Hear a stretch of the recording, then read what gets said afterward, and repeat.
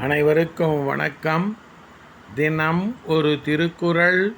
இன்பத்துப்பால் கற்பியல். அதிகாரம் 118. கண் விதுப்பு அழிதல். குறள் எண் 1175. படல் ஆற்றா பைதல் உழக்கும் கடல் ஆற்றா காம நோய் செய்த என்கண்.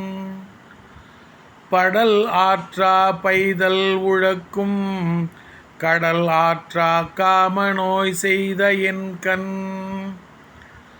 கடலும் சிறிதாகும்படி பெரிய காதல் நோயைத் தந்த என் கண்கள் அத்தீவினையால் தானும் உறங்காமல் துன்பப்படுகின்றன.